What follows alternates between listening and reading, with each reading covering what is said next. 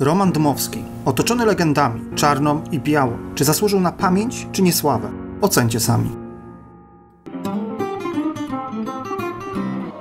Powstanie styczniowe upada, a ziemie polskie deptane butami carskich soldatów zapełniają się więźniami. Sylwetki szubienic, rzucając cień na Warszawę, skrzypią pod ciężarem karków powstańców. Nad królestwo nadciągają długie i ciemne miesiące. W tym samym roku, 1864, 54 lata przed odzyskaniem przez Polskę niepodległości, a 68 lat po jej utracie, w Kamionkach pod Warszawą rodzi się Roman Dmowski, którego młodzieńcze lata przypadają na najciemniejszą noc rosyjskiego zaboru.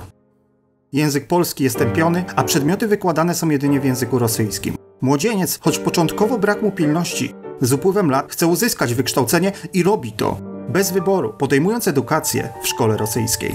Roman ma talent do nauki, który wyrazi się za kilka lat w jego pracach naukowych i lingwistyce, gdyż będzie się posługiwał kilkoma językami.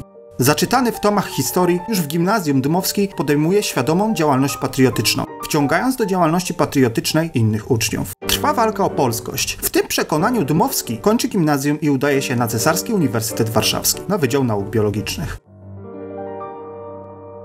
Na studiach angażuje się w Z, Konspiracyjny Związek Młodzieży Polskiej. W 1889 roku zostaje przyjęty do Ligi Polskiej, a następnie udziela się w tygodniku Głos. Studia trwają. Roman ostatecznie publikuje swoją pracę naukową o morfologii wymoczków, która zostaje opublikowana, a w kierunku Dmowskiego zaczynają płynąć oferty kariery uczonego. Jest to moment wpływający na resztę jego życia. Dmowski, postawiony przed wyborem kariery naukowca, podejmuje decyzję sam przed sobą i wybiera jeden cel – walkę o niezależną Polskę. Organizuje demonstrację w dniu rocznicy Konstytucji 3 maja, pierwszą od czasu powstania styczniowego.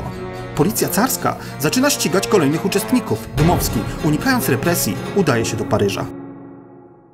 W Paryżu podejmuje dalsze studia, jednak dalej angażuje się w działalność narodową.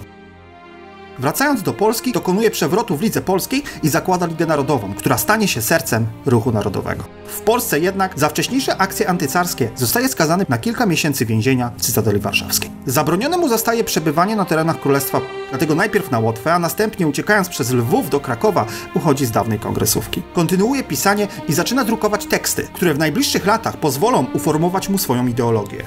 Rosją coraz bardziej wstrząsa przebudzająca się świadomość obywateli. Kraj słabnie. W Polsce do popularności dochodzi ruch socjalistyczny. Wielu polskich patriotów angażuje się w niego. Jednak Dmowski uznaje, że socjalizm zaprowadzi sprawę polską do zguby. Dojrzały poglądowo publikuje w 1903 roku swoje myśli polityczne w postaci książki Myśli nowoczesnego Polaka. Wybucha wojna z Japonią, a Józef Piłsudski planuje akcję dywersyjną na tyłach imperium. Jedzie do Japonii, by uzyskać wsparcie. Dmowski, przeciwny temu rozwiązaniu, wierzący, że powstanie przeszkodzi możliwości konfliktu Rosji i Niemiec, wyrusza w ślad za Piłsudskim. W Japonii dwa światopoglądy pierwszy raz przeciwstawiają się sobie na arenie międzynarodowej.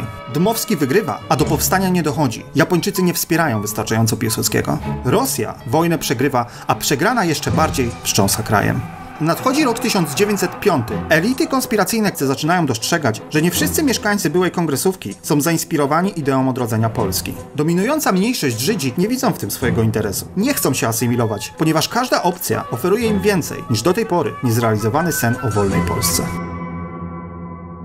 Dmowski pisze i agituje. Chce, by Polacy na wzór Anglików i Niemców byli jednolitym narodem. Uznaje, że Żydzi zaczynają stanowić ku temu przeszkodę. W 1907 roku Dmowski pisze książkę Rosja i Niemcy i kwestia polska, świadomie definiując Niemców jako największego wroga Polski, stanowiącego cywilizacyjne zagrożenie.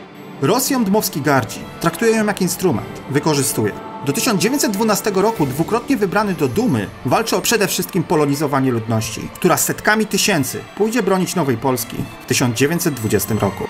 Dmowski głosi, że Żydzi stanowią zagrożenie ekonomiczne. Między innymi te właśnie hasła w 1912 roku sprawią, że dawny elektorat Dmowskiego odwraca się od niego. Są to głównie konserwatyści i właśnie bogaci Żydzi, którzy boją się zagrożenia ich interesów. To właśnie do tych ostatnich Dmowski już zawsze będzie chował urazę, a wyrazem tego stanie się konflikt polsko-żydowski. W roku 1914 przywódcy mocarstw wydają wyrok śmierci. Wybucha wojna, a Dmowski otrzymuje od losu to, na co kalkulował. Konflikt rosyjsko-niemiecki. Przez swoje wpływy w ambasadzie rosyjskiej podejmuje się reprezentacji kwestii polskiej, buduje przyczółek dyplomacji, a o skuteczności jego działań zaświadczą wiele dekad później archiwa korespondencji przekazywane właśnie w sprawie polskiej Dmowskiemu do rąk własnych przez ambasadora Rosji. Dmowski mozolną pracą przekonuje polityka po polityku do poparcia sprawy polskiej. Wielu Polaków walczy po stronie państw centralnych, a alianci nie wiedzą, czy uznać Polskę za sojusznika, czy za wroga. To właśnie Dmowski swoimi zabiegami dyplomatycznymi umieszcza w 1918 roku Polskę w gronie państw zwycięskich. Z jego inicjatywy powstaje we Francji 100-tysięczna Błękitna Armia, która stanie się podstawą odradzającego się wojska polskiego. Wojna dobiega końca. Niepodległa Polska staje się faktem. Granicę na wschodzie buduje oręż, na zachodzie Dmowski. Zostaje pełnomocnikiem państwa na konferencji pokojowej w Paryżu, gdzie wygłasza 5-godzinne exposé, samemu tłumacząc treść swojej mowy na wszystkie języki słuchaczy.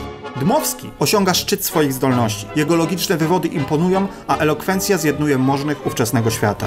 Po przyjeździe do Paryża Paderewskiego inicjatywa Dmowskiego jednak przygasa, tłumiona przez bardziej uległego muzyka. Jednak w ogniu ostrych sporów ostatecznie 28 czerwca 1919 roku Dmowski i Paderewski stają się sygnatariuszami Traktatu Wersalskiego, stawiając Polskę po stronie państw zwycięskich w I wojnie światowej.